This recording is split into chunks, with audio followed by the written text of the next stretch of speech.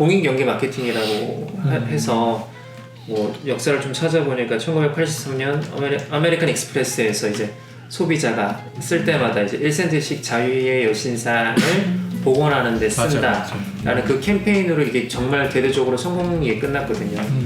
회사 자체로 나온 거는 저는 탐스가 처음으로 느꼈었어요.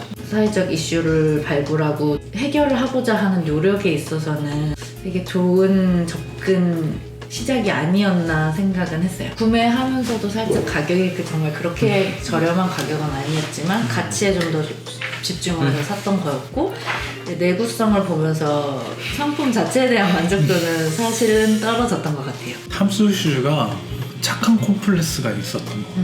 사회적인 가치가 있고 사회 문제를 해결하는 착한 콤플렉스가 있었는데 빅 비즈니스로 이제 되면서 혼란이 생긴 것 같아요. 빅 비즈니스가 되면은 오히려 더 수익이 더 생길 수 있어야 되는데 비용이 더 많이 발생이 된 게 아니었나. 착해서 비즈니스를 망치면 그거 안 되겠더라고요. 아무리 소셜 가치가 있어도 내가 어떤 나의 만족도를 좀 같이 했으면 분명히 계속 더 확산되거나 유지가 될 수는 있었을 텐데 그 신발 자체에 그런 게 없어지니까 좀 어려움을 겪지 않았나. 혁신을 조금 더 이뤄간다면 기존의 설립 취지도 그런 훌륭한 부분이 있으니까 잘 되지 않을까. 어떤 제품에 대한 고민보다는 그러니까 우리가 좋은 일을 한다는 거에 대한 이제 거기에 더 초점을 맞추고 그거에 대한 스토리텔링을 해서 뭔가 제품 팔려가는 것 같아요.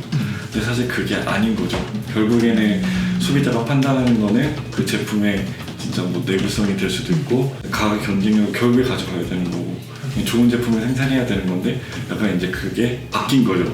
그랬을 때는 확실히 지금 이제 이 탐스 슈즈를 봐서라도 이제 좋은 기업은 과연 무엇인가라는 좀 본질적인 질문을 좀 많이 가져가고 사회적 기업이나 소셜미디어 늘어난 상황에서 좀 그렇게 제대로 된 기업과 정신이라고 할 수 있을 것 같은데 그런 걸 좀 가져가야 될 것 같아요. 근데 저는 탐스 슈즈는 어쨌든간 되게 처음부터 브랜딩을 잘 해왔을 수도 있다라고 생각을 해요. 그러니까 누구나 그렇게 쉽게 가지고 있었던 부분이 아닌데 어쨌든 그런 사회 문제에 대해서 인식을 제대로 했고 소비자에게 이게 어필을 했고 그래서 제대로 팔렸고 그러면은 이제 그거를 통해서 좀 더 이제 경영학적으로 이제 제대로 뭔가 더 큰 기업으로 성장할 수 있었어야 되는데 그거를 이제 실패한 게 아닐까.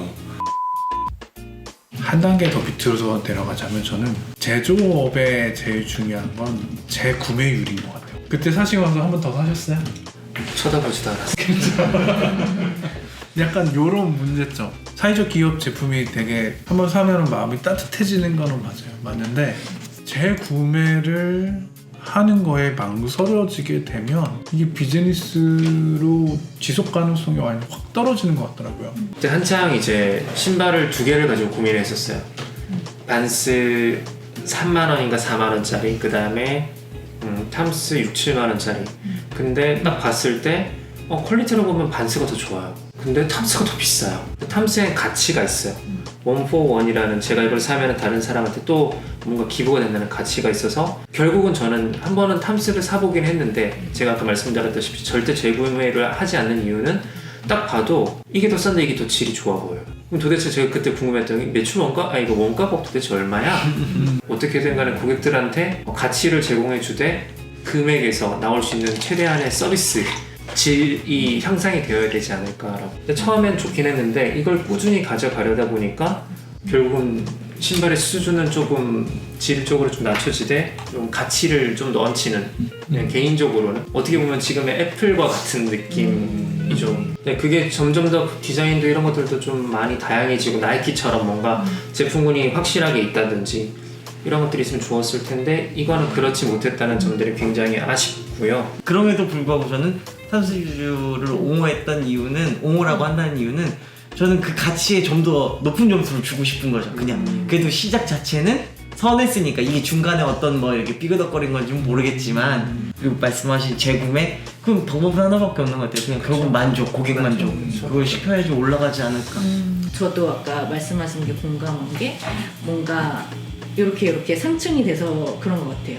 좀 시장 경제로 접근한 기업인데 너무 사회적 기업의 느낌으로 가고 제품의 질은 떨어지고 그게 문제가 아니었나 생각은 하지만 전혀 몰랐던 그런 이슈나 인식에 대한 개선이나 이런 어필도 됐고 그런 거에서 봤을 때는 되게 긍정적으로 생각을 했거든요. 원포원이라든지 정말 1차원적인 해결이 문제였던 게 아닌가.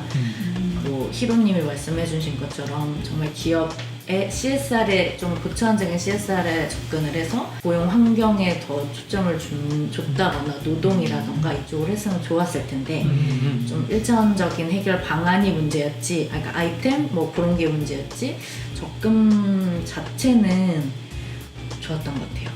재구매율은 이제 저 같으면 어떻게 높였을 수 있을까 생각해보면 어쨌든간 이걸 사면은 좋은 일을 한다라고 해서 좋은 그 상품 모델 보고 산 거일 거 아니에요.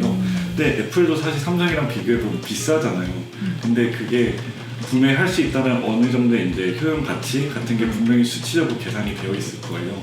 근데 애플은 이제 그걸 잘 계산해서 이건 그래도 엄청 비싸지 않아요. 엄청 비싸요. 사실 엄청 비싼데 그래도 좀 돈이 많으셔서 그래도 내가 조금 더 모아가지고 이걸 사고 싶게끔 하는 그 정도 선까지 이렇게 금액은 마케팅적으로 잘 산정을 한 것 같아요.